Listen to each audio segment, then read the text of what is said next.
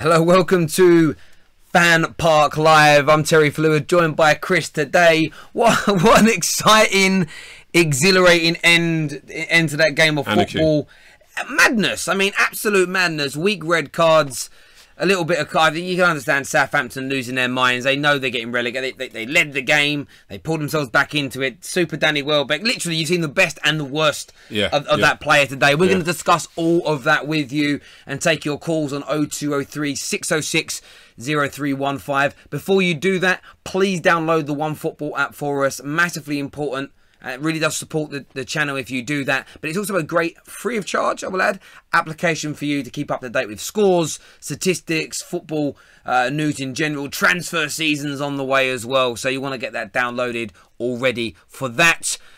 Got a special offer coming up for you all a little bit later on as well, especially if you're after some shirts for the World Cup, namely England, if you're an England fan like me. So keep tuned for that. But Chris, straight away, I mean, how would you summarise that performance from your team, Arsenal, today? Very typical. Clearly a superior side when Arsenal want to be. However, there's this sense that sometimes we get a bit indulgent in terms of the football that we can play, especially when we're on top. I don't want to say that Southampton are in a false position at this point during the season, because I feel like if you're fighting relegation, that's indicative of the kind of season that you're having.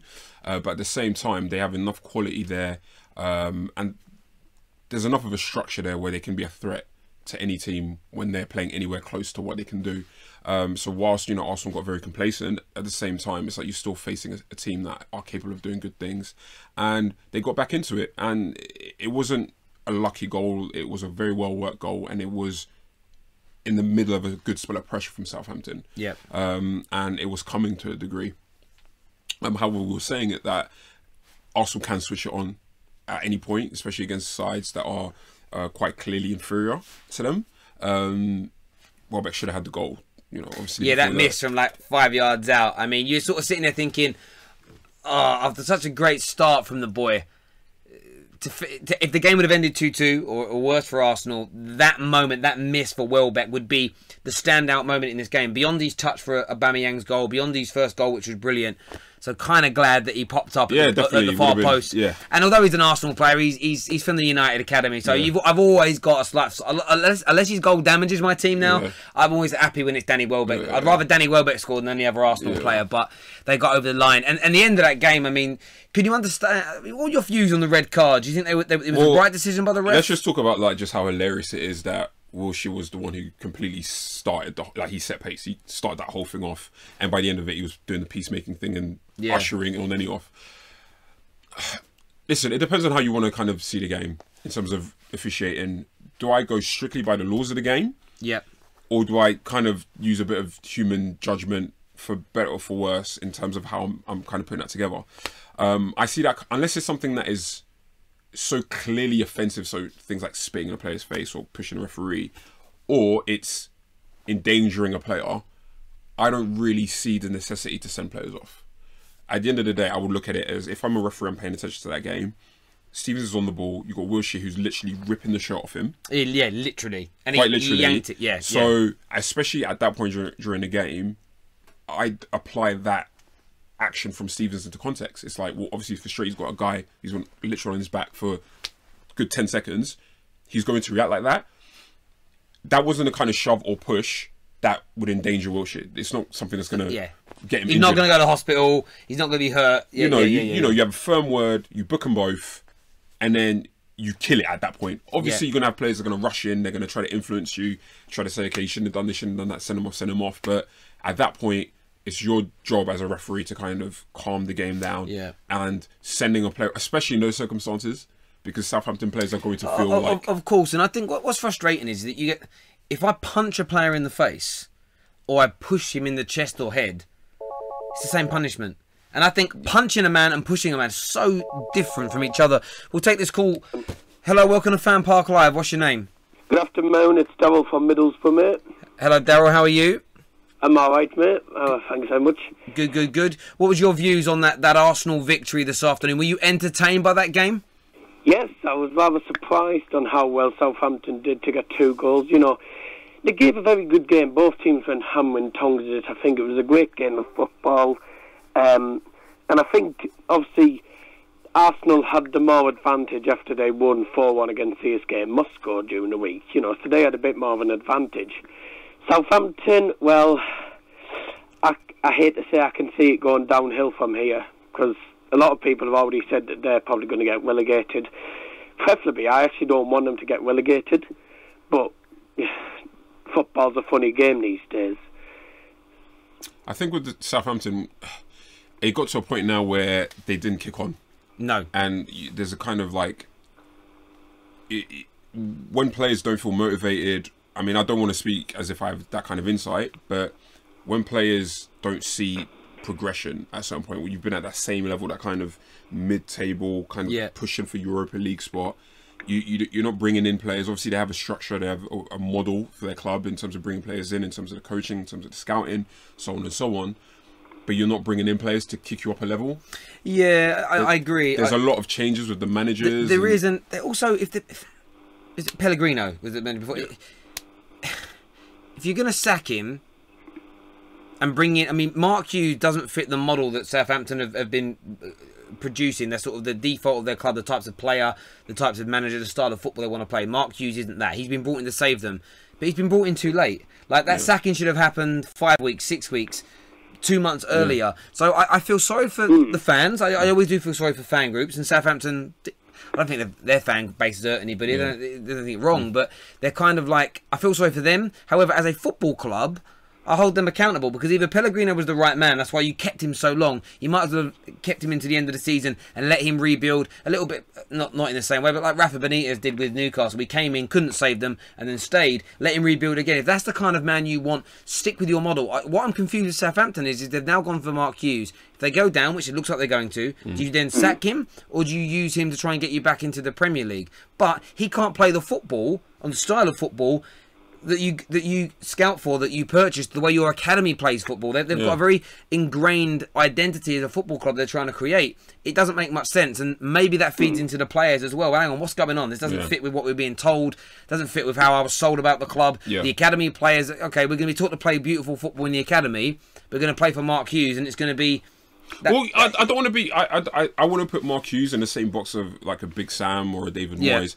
I have seen Mark Hughes teams be capable of playing football. But I do agree with you in a sense of like, you know, you've had Pochettino, you've had Puel, you've had Pellegrino, you've had obviously Ron Koeman as well. Like, you've had managers that, even if they have their differences amongst one another, there's still that thread in terms of the kind of football that they coach. And I feel like, Mark Hughes is a deviation now.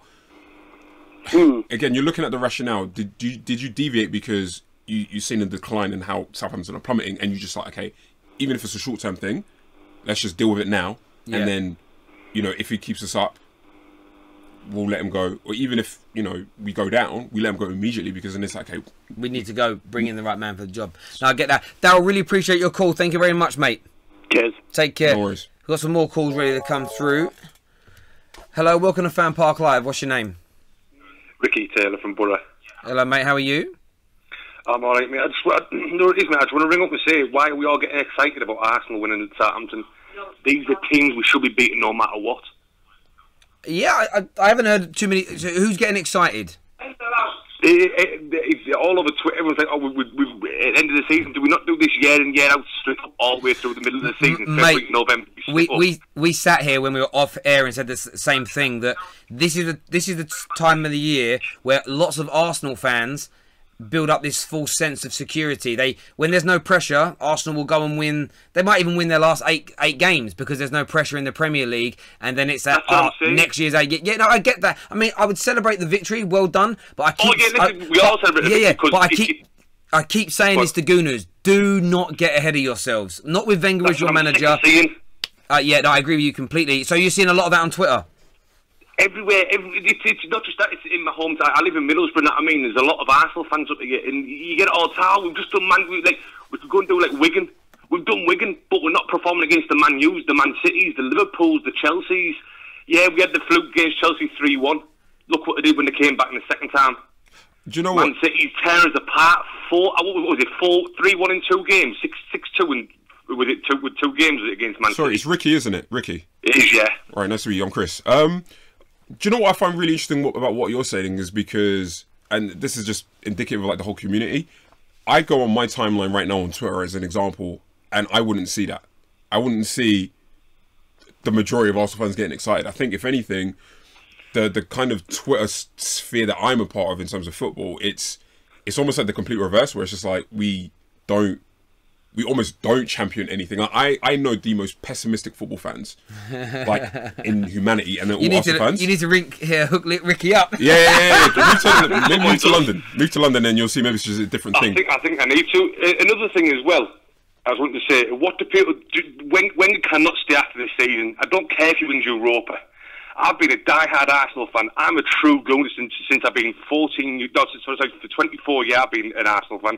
I've got them tattooed on me. I proudly go everywhere I go and say I'm a proud Gooner. But this guy's now got to go. I don't care if he wins Europe and gets us back in Champions League. Let him go on the high, give him his shove, but he's got to be packed off now. At what point, like what season or what year were you sure that you wanted Wenger gone? I'm interested. Me, about 2008. It started going after we lost when we lost the Champions League final to Bayern Munich, to Barcelona. Wow! It's like he slowly didn't care no more. It's like it's slowly every year he like cares 2006. Less about that's the club. What? 12 years. 12 years ago. Wow! Yeah, you definitely. Man, I wasn't even shaving then. What was I doing in 2006? I remember because Middlesbrough, my hometown, were in the Europa final against Seville. Yeah, bloody well. Macronelli or whatever his name Macaroni. is. Macaroni. The bald guy. Massimo Macaroni. Yeah, I was living. That was amazing. I was living in a house in East London with four smoggies. You'll understand the term smoggy, right? Yeah, I do. Yeah. And we were in this room, and when he scored the winning goal to go put Middlesbrough through to that final. I've never seen a bedroom get destroyed and smashed to pieces. They were so happy, they were smashing up their wardrobes, and I was looking at them thinking, oh my god, this guy jumped on his bed so bad it all collapsed, and I was like this, just holding my drink thinking I'm scared, I don't know what's going to happen. But no, look, that's a long time to have wanted him out for though. I mean, I've been 11, 12 years, get Wenger out, get him out. Listen, I know DT and troops are doing what they can, with the campaign to try to get him to go, listen. But you're the real founder. Long enough. You're the founder. Mate, can I ask you a question then? When you see the Emirates, I don't care what the official stats say, they will add season ticket sales into that. There was easily only 40,000 odd people there today. Do you think those people that have turned their back on the club in terms of going there... They should be ashamed of themselves. Why? Because as a club we've got to support each other. But listen, let me ask you this question. So I would say this, right? If I'm dead against whether I love my club or not, if I'm dead against a football club, I'm dead against the ideology of a business, I'm dead against the ideology of anything. Why should, if you give Arsenal Football Club your money, all you were doing is feeding that snake whose head you want removed. If all your Arsenal fans keep paying in and they keep making the same amount of money, Arsenal Football Club are never going to make any changes because it's like you're moaning me. I'll tell you this, I was thinking this through this game. How does Wenger and the board feel when they look at that beautiful stadium they built that was meant to take you to the forefront of football? How would it make them feel to see themselves sat in 6th in the Europa League with a half-empty stadium? Them people not turning up, that's probably more powerful than any banner or any protest anybody can do, because that's visual. You can see that. It's in the atmosphere. That also comes and impacts on our players. If we don't turn up, they don't think they've got our support. So we can't expect them to go and put that crest on the chest like we do every Saturday and Sunday and every Europa match, every Champions League match, Ricky, and go out and play. You can't expect them to if we're not backing them. Ricky, I'm not saying we don't back the club. We don't back Wenger at the moment. And Stan Kroenke's got to go as well. Can I ask you a question? Do his hunting channel. Ricky, can I ask you a question? Do you think... Go on, mate. Any of that... Pardon? Do you think any of that kind of has to do with where you're from as a fan? Because I've been die-hard Arsenal ever since I was... No. But what? It's not about who you support. What I mean to say is that I feel like there's... Maybe it's a London thing as well. Like, in terms of entitlement, maybe the culture. Like, I think... You know, I'm originally from Paris. I've been living in London since I was like 6 years old. But I didn't really understand the whole North versus South thing and kind of the different kinds of football fans and if that plays a part. Like, I think it does. Like, I'm a Man United fan from London, and my friends from Manchester that support. Being from Manchester, like people I know that I live there, culturally they're different people. Yeah. And there are subtle differences. I think if you're more close to the club, like you live around the club or you live in close proximity with it, I think you might have a different view because you see it more day to day, know how things are run. And remember, like, up in the northeast of England, just like we're going down the tunnel and fast. And Ricky, on top of that as well, don't get me wrong, like I'm actually in agreement with you in terms of it affects players when they see half-empty stadiums. Like I was at the return leg for. Let's face it. In the George days, would Harvard have been half-empty, want them gone? We'd have still turned up and said, "Listen, we want you gone, but we'll turn up." Yeah, but see, now, because we're losing the team, we're losing all our. Sorry, mate, I don't mean to cut for me as well. Sorry, Fred, but another thing I've got to pick with you as well. You just put on your thing there. Welbeck shines. How can you say this kid shines? Well, I mean, he shined today, right? He shined today. And one day. The only one of the time I can remember a really good Welbeck goal was against Man United when he scored against them. Yeah, but he did well today. But if Welbeck was such a good superstar, yeah, we wouldn't need Lacazette's and Adebayongs. We wouldn't need the Ozils to put the cross in. This guy's nothing. Why are we paying this guy a wage? Like, I don't think we want to confuse. Listen, at the end of the day, we're talking about one game. Why isn't he playing Lacazette and Aubameyang up front together? Well, if I was a manager, and I'm not a manager, but if I was also a manager, I'm looking at, okay, we've got a tough away fixture in another time zone. Next to Man U, coming up, haven't we? In another time zone, no, but we're playing CSK Moscow. We can't play Aubameyang on Thursday. No, we can't, no. Do you know what I mean? And Lacazette, we want him starting. Remember, he's only just got back to fitness as well. Yeah. So you don't want him starting this game. And bearing in mind, he played. A game like Southampton should be a warm-up game for Lacazette. But I'm looking at it from both sides. If you look right now, whether you want to win it or not, I think Wenger's going to take the same approach this year as Jose Mourinho took last year. If you look at Man United's last sort of 5 or 6 Premier League games, we barely won one because he gave up on that and he rested and rotated to make sure players were at the top of their game, fully rested and fit and raring to go in the Europa League games. Because whether Arsenal fans want to admit it or not, if you win the Europa League, which there is a good chance you can do it, you're a good team. If you win the Europa League, you take an abysmal season and actually you take some solace from it. You're back in the Champions League, which means if Wenger, whether he does or doesn't stay, it means you've got a chance of signing better players. We know he's not going now. We know he's staying next year. But being back in the Champions League this year gives you a better chance of buying better players to keep yourselves in the Champions League, and then that helps you signing a new manager. And also keeping players. Yeah, and keeping players. Personally, the only reason I want to win the Europa League is that means we've had a better season than Tottenham. That's the only reason I care about Europa League now. It means we've took some silverware. But then I would agree with you, because last year I said the same thing. We finished 6th or 5th. I can't even remember now, but we won 2 trophies. So, and because we got in the Champions League, we done better than the team that finished 2nd because we had trophies to show, and we were still in that Champions League. So it all becomes. And I get where you're coming from, mate. Look, really do appreciate that call. Thank you very much. Cheers. That's probably the longest call we've done with a fan, 9 minutes. But do you know, if you ring us up with questions for us, absolutely do that. Get that done. We're going to take a look at the OneFootball app while we speak now. Pierre-Emerick Aubameyang voted as man of the match. 2,618 votes. Danny Welbeck second with 830. That's insane. It's insulting, actually. I know Danny Welbeck's offensive. not. I know he's offensive. not as good. That's offensive. Listen, Danny Welbeck finished 2 goals, 2 decisive goals, and an assist. And his assist was majestic. And it wasn't like a normal assist. Like that was if any other player of like the highest, if Neymar, Messi, Ronaldo, Kane, any other player did that, we'd be ranting and raving over that. If Sanchez did that touch yesterday, Arsenal fans would be kicking off, I wish we kept him.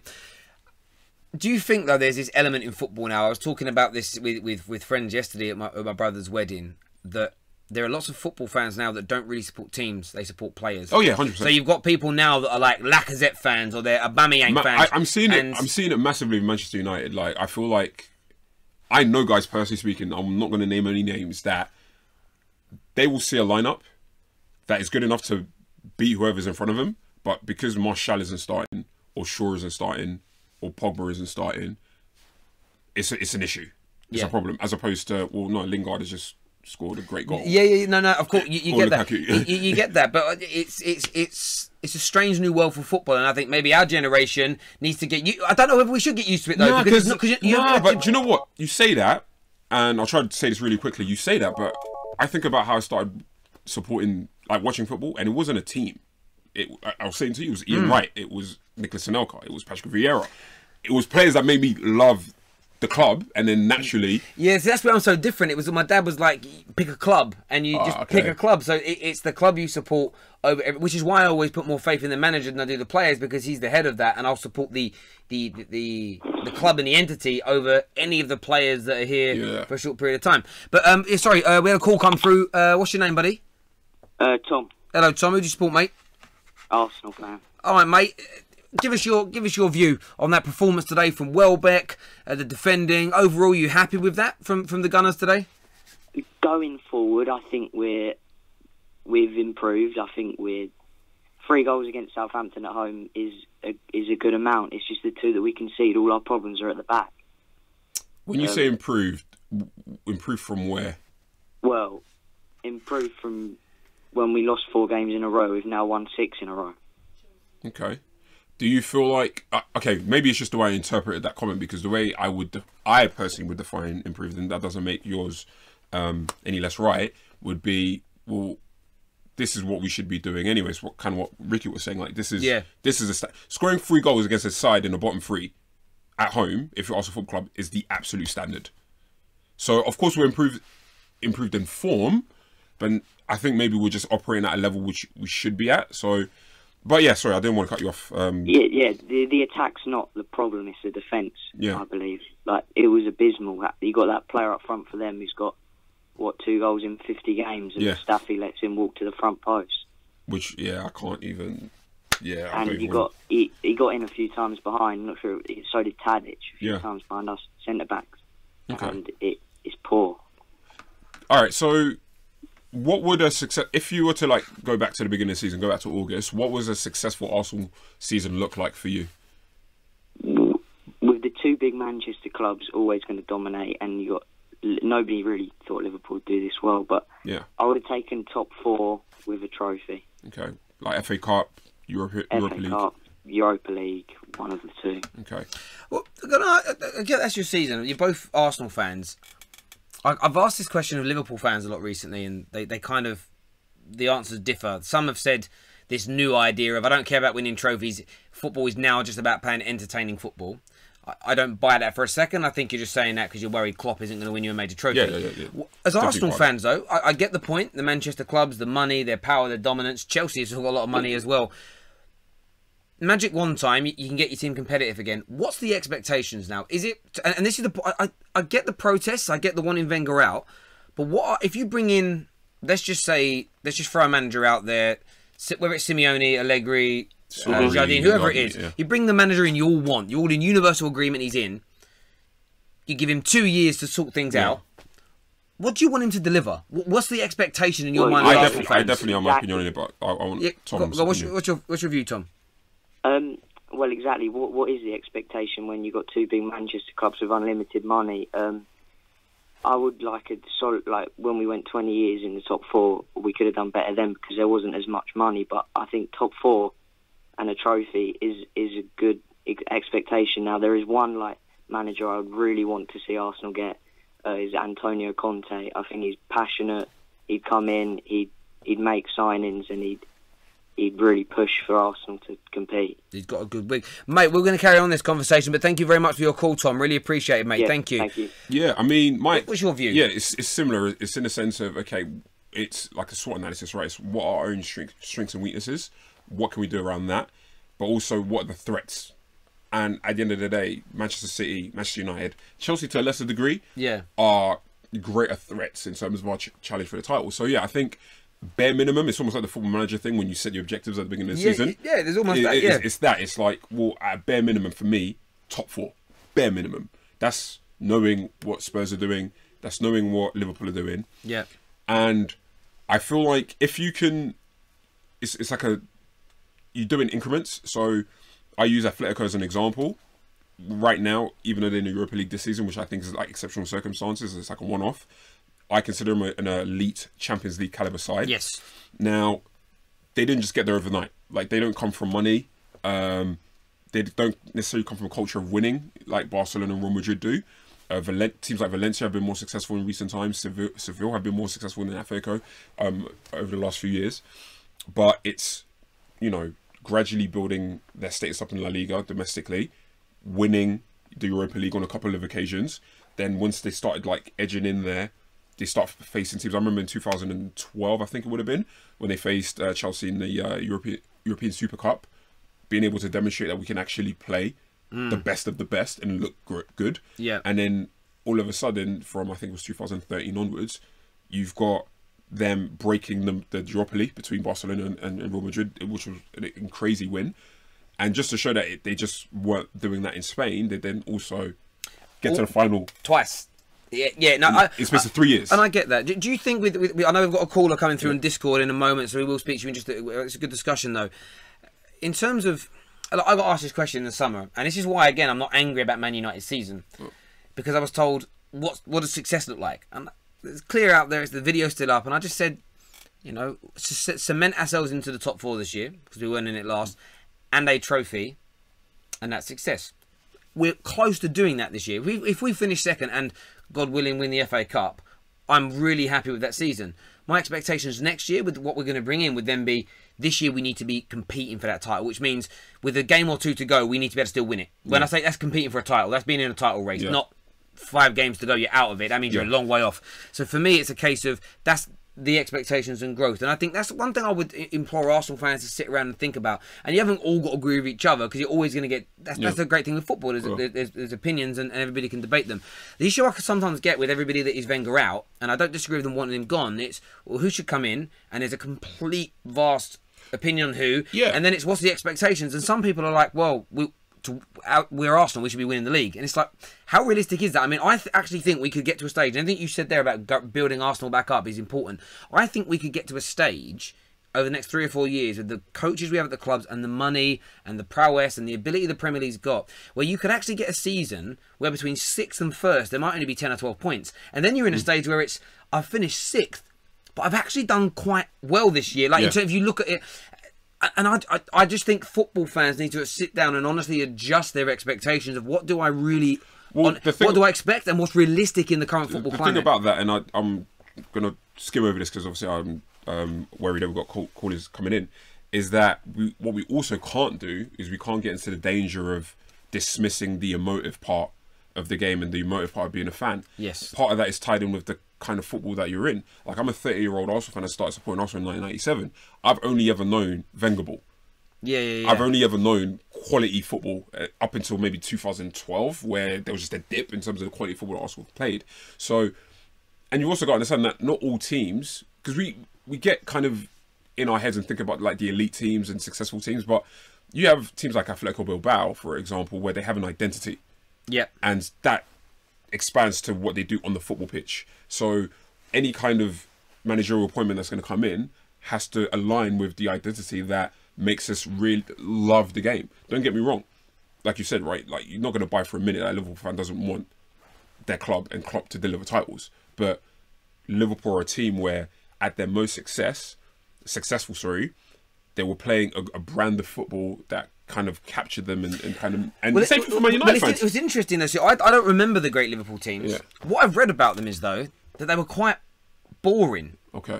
So again, I could be really Dalglish and those players going forward, but it was like they go 1-0 up, and then they just keep passing the ball around the back, pass it back to the goalkeeper using the pass back rule. Now that might be an over exaggeration from some bitter supporters at that time. But I don't think it was like the football we're seeing now from Jurgen Klopp. Yeah, of course. So again, I think it's that balance between, and also nostalgia plays a part. Like sometimes you think things, you know, my grandmother always used to tell me that the summers were longer when she was a kid, and it always snowed at Christmas, and it just didn't. I mean, the records prove that now. No disrespect, God rest your soul, but it's the truth. We've got a call coming through from Discord, and then we're going to speak to you about that very special offer about World Cup shirts. Who's coming through, Jay? Hello. Hello, how are you, sir? What's your name? My name's Adeyemi. Hello, Adeyemi. Who do you support?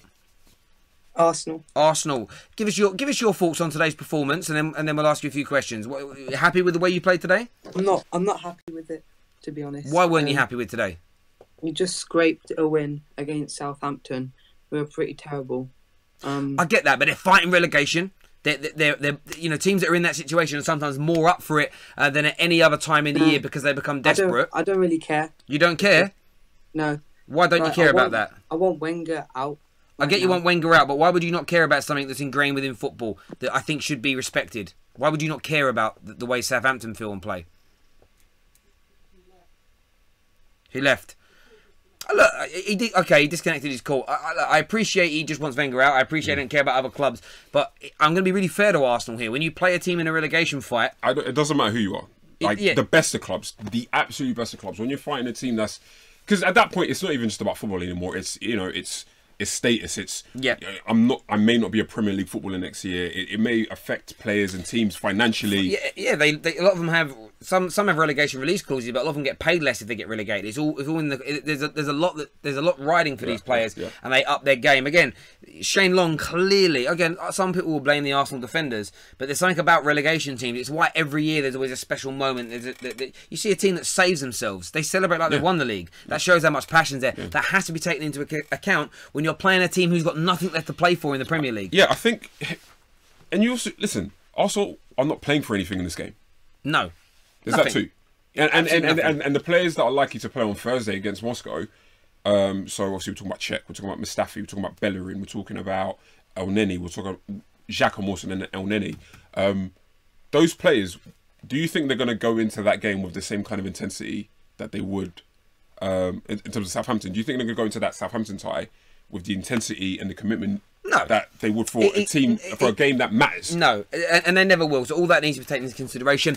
We do have a special offer I mentioned. UK Soccer Shop is the name of the company. The information is in the description below. You can get up to £25 off of an England shirt ready for the World Cup coming forward. So if you are going to buy one, whether you're buying one for your kids, whether you're buying one for you, your partner, your friend, or a present, don't pay full price in the shops like everybody else will. Check out our exclusive link below, brought to you by FanPark Live, where you can get up to £25 off an official England kit. This isn't some weird one with like 5 lions on it or anything.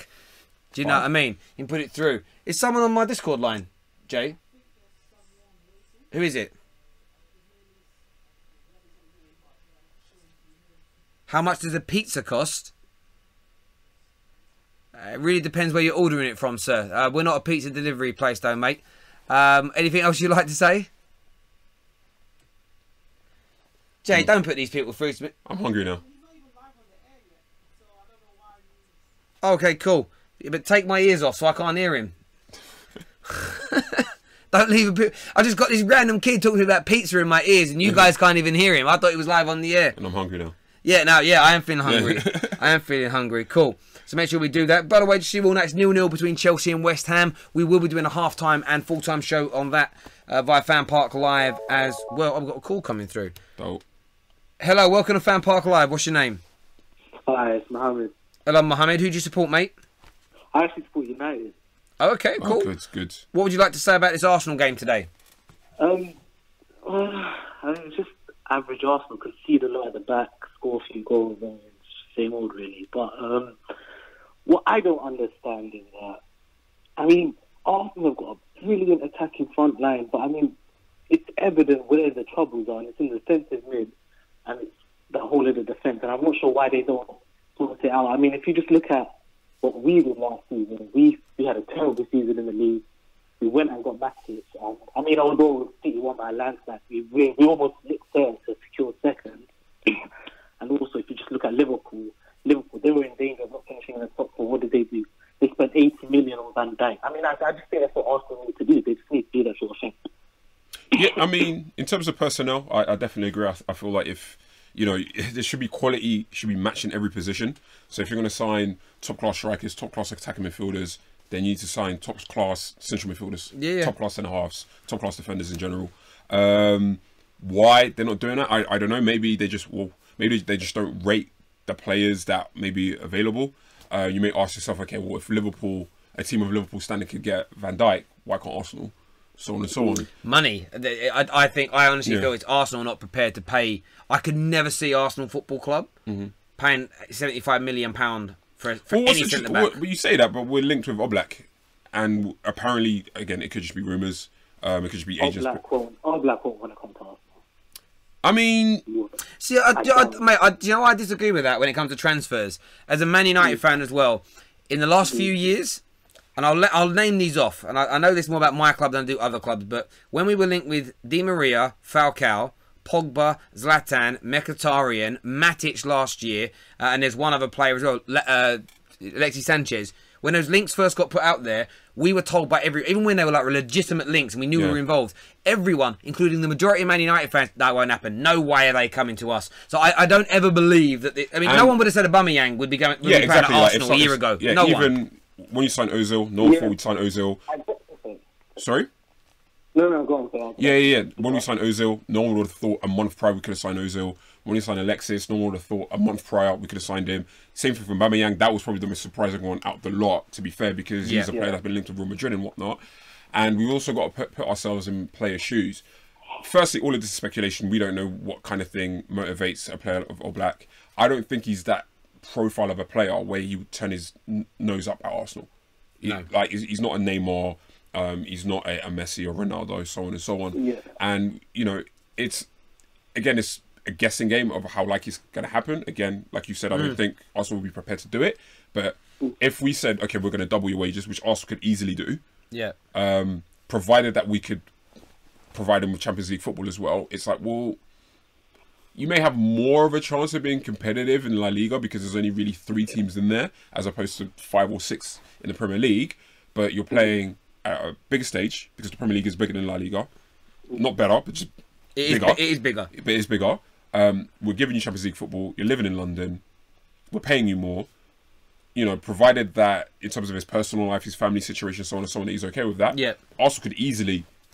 Yeah, no, they could. They could definitely. I think Arsenal, you know, it's like Thomas Lemar in the summer. If you offered the right money sooner, you didn't even need to offer 92 million. You could have got him for less than that. You offered the right money sooner. Thomas Lemar was one of the most sought after properties last year. Lots of clubs were interested, and Arsenal were very close to getting him. Riyad Mahrez was willing to join. You know, the man nearly went to Man City in the end. So it shows the quality of player that they're able to. It's about at the end of the day, it comes down to putting. If that's the valuation the club sets. Look, the Alexis Sanchez situation. United got him over Man City because we were prepared. Yes, via a swap deal, we were prepared to meet Arsenal's valuation, and we were prepared to pay the player what he felt he deserves to be paid. End of the day, the last 2 games, he definitely demonstrated that he's worth that money. Was it 3 assists, creating another goal and scoring one? Like, essentially, it was a free transfer in many, many ways. But it comes down to money. It's about doing what the clubs say. You know, if you come to my house and say how much to buy your house off me, and I say it's 350 grand, if you offer me 270, and I'm in no need to sell my house, I'm never going to agree to a cheaper sale. You either pay me that amount or more. Otherwise, I'm just going to close the door. It's as simple as that. Mate, really appreciate your call. Thank you. Cool. Take care, mate. Still 0-0 in the Chelsea versus West Ham game. If you haven't done so already, please download the Ultimate Football Fan application. You can do this via Google Play, the App Store, or via our description. But in the description below, there's a link. You can do it really quick and easy. But if you go into wherever you download your apps from, just type in the Ultimate Football Fan. You will see us there. And the great thing is, yes, there's some content on there you may see here on YouTube, but there's lots of exclusive content that goes up each week, and there's more and more coming. You can only get that on the app, whether it's Mr. DT, Mark Goldbridge, Flex, whether it's Louis from 100% Chelsea, the 5th Official, whoever it may be you want to watch, there is exclusive content on that app that you can get absolutely nowhere else. So go make sure you get that downloaded. Jay, do we have any more calls, mate? Yeah, put them through. We'll do another call or 2. Hello, welcome to FanPark Live. What's your name? Emmanuel. Hello, Emmanuel. Emmanuel. Who you just bought, bruv? Arsenal. Good. What's on your mind? What do you want to say? Well, I think that it was a very stressful game to watch, in my opinion, because we made a lot of lucky mistakes at the back. I loved it. I don't support Arsenal, though, but I loved it. It's great. Yeah, go on. Yeah, but when we got the goal, I was very happy, obviously, because of considering the type of the players that we used. No Ozil, no Mkhitaryan, or Lacazette starting. So I was happy. Okay. To get the goals. What would you like if everyone was available? What would be like your starting lineup? In particular, like the midfield and the attack. In the attack, I would go Aubameyang and Lacazette, a 2-striker formation. Okay. In the midfield, I would go left mid, probably Ozil. In the 2 centre mids, I would go Xhaka and Wilshere. And then on the right, I'd go Mkhitaryan. Wilshere and Ramsey? Yeah. Okay. What's your... No, Wilshere and Xhaka. Wilshere, oh, sorry. That's what I'm saying, like, Wilshere ahead of Ramsey, like, in terms of who'd start in your centre mid. You don't feel like Ramsey's kind of, like, been outplaying him recently? I think Ramsey's played really well, but I'd play him for Europa instead. Well, that's the most important games now, though. Like, the Europa League, I mean, I look at it like this with Ramsey. I think he's a quality player. I think he scores goals when he's given the freedom to do it. He also, you can't perform like he did from any football club. If you put in a performance like he did, the next real competitive game, so today doesn't count, you have to play. I think it sends a wrong message out to a team. Unless there is a specific reason, there's a technical reason. You know, you might play Barcelona and think, well, I've got to sacrifice Ramsey because I need to bring in a player that can man-mark Messi. Or I might need to do something technical. Other than a reason like that, when you're playing away to Moscow, there is no one that you need to man-mark like that or tactically change. I think it sends a wrong message out for a player to perform like that, score those goals and be the man and then not be in the next team. I think it sends the wrong message out across the squad. It just says to people, I can work hard, perform, and I still don't get a starting berth. I don't like that kind of attitude. I think he deserves to be in the team against CSK Moscow because he was your man of the match the other night and he's pretty much got you through to the semis. Yeah. I agree with that. Good. Look, really do appreciate your call here on FanPark Live. Thank you. Thank you. Top man. Bye. Oh, yeah, it's still 0-0 in the game between Chelsea and West Ham. Having a go of it. Those are still not safe themselves from the relegation fight, are they? So, what'd you say, mate? Cool. There we go. Well, listen, everybody, really do appreciate you all tuning into the stream. It's been fun. Yeah. Doing yourself for the first time. Enjoyed that. Good football talk, and that's what I like. A nice bit of good football. And there's probably like 100 more topics I want to talk to you about as well. Where we were chatting off air as well that we'd love to do on air. We'll do that some other time. But time is a restraint. As mentioned already, please make sure you download the OneFootball app. Really important to us here on that show that gets done. I was actually at my brother's wedding yesterday. Someone actually asked me how's the hangover. I actually don't know how I got out of bed. I counted because I'm really funny at this. I did like 13 Jaeger bombs last night, plus everything else I was drinking. And I woke up at 9 o'clock and I was right out in deep Essex. I had to drive right down to Surrey where I live and then back up to here in northwest London. It took me like 3.5, 4 hours.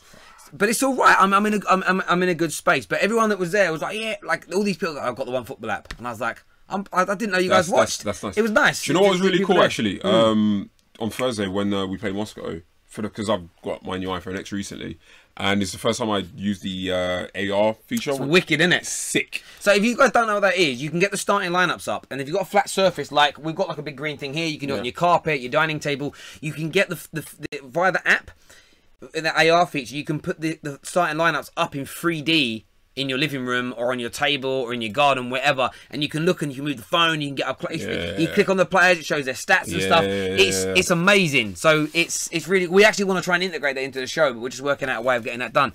But yeah, download the OneFootball app. It's great. It really supports the show. Thank you all for tuning in as ever. Take care. God bless. No worries. It's been a pleasure, man. And we'll see you all soon. Bye bye. Peace.